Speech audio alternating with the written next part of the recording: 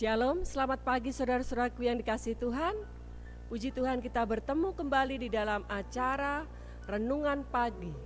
Dan pada saat ini kita akan merenungkan firman Tuhan yang berjudul Tuhan Tidak Memandang Muka. Dan sebelumnya mari kita berdoa.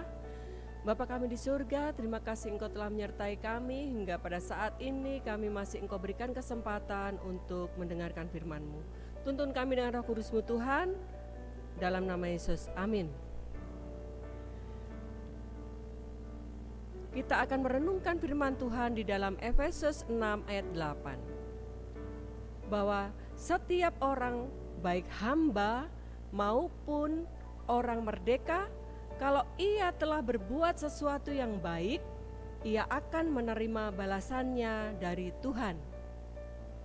Saudaraku yang dikasihi Tuhan, dalam kehidupan kita di dunia ini, seringkali pekerjaan kita untuk Allah tampaknya hampir saja tidak berbuah.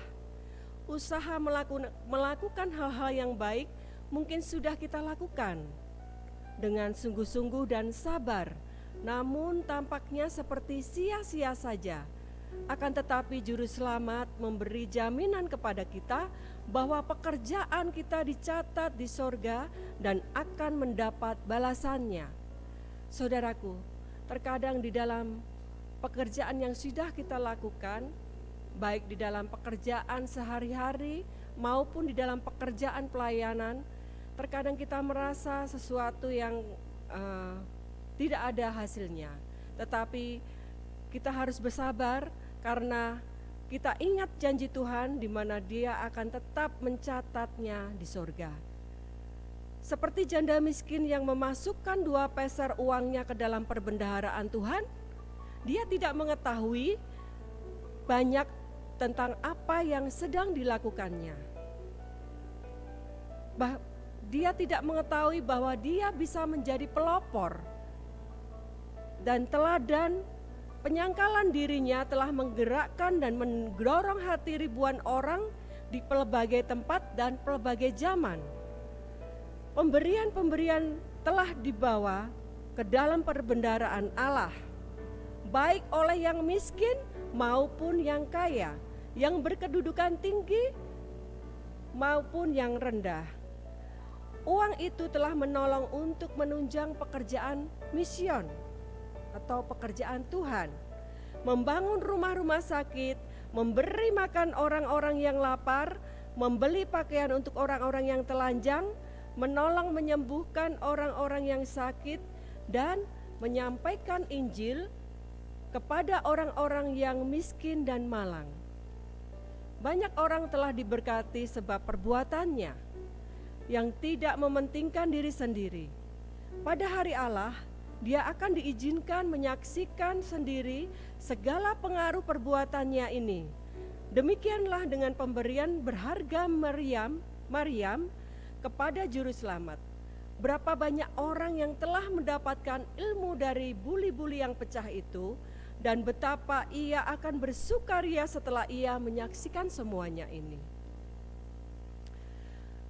Sesungguhnya aku berkata kepadamu, Kristus menyatakan, barang dimanapun di dalam seluruh dunia ini, Injil itu dimasyurkan, perbuatan perempuan ini akan disebutkan juga menjadi suatu peringatan atasnya. Dengan memandang ke masa depan, Juru Selamat berbicara dengan kepastian mengenai Injilnya. Injil itu harus dimasyurkan ke seluruh dunia. Dan seberapa Injil itu disampaikan, pemberian Maryam akan menyebarkan keharumannya, dan hati akan diberkati oleh perbuatannya yang tidak direncanakan itu.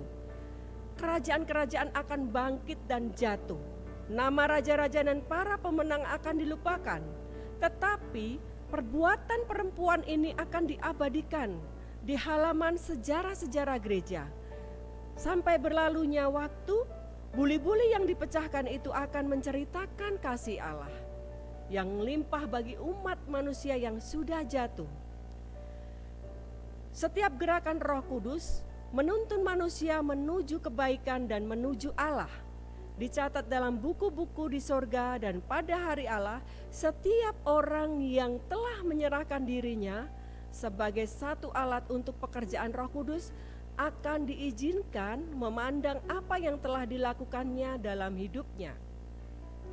Saudaraku yang dikasihi Tuhan, jadi kita tidak boleh berputus asa dengan hasil yang kita rasakan mungkin pada saat ini masih belum ada hasil ataupun mengecewakan. Karena semuanya sudah Tuhan perhitungkan dan sudah Tuhan catat. Satu kali kelak, apa usaha yang menjadi usaha kita ataupun pekerjaan kita, khususnya untuk pekerjaan Tuhan, semuanya pasti ada hasilnya.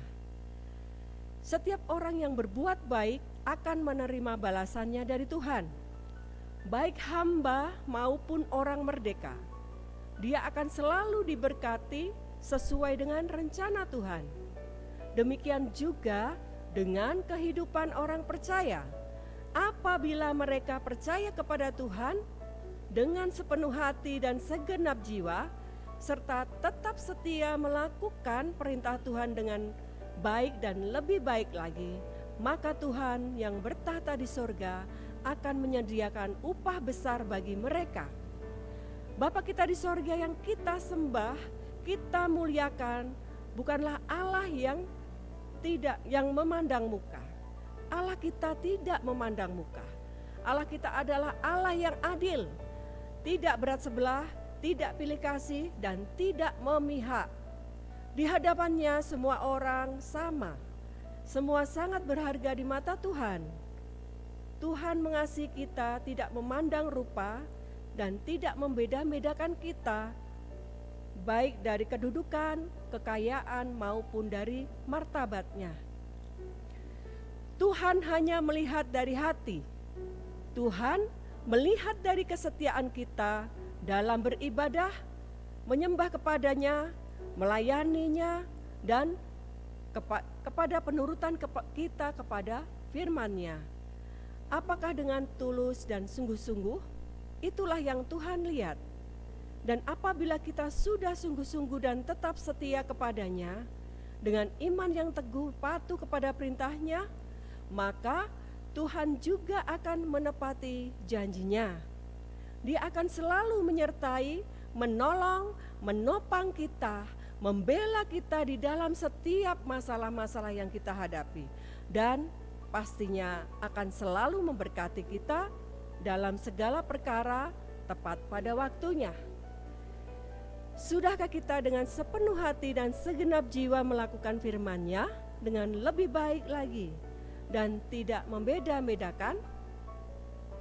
Berbahagialah kita yang dengan sepenuh hati dan segenap jiwa melakukan firman-Nya dengan baik.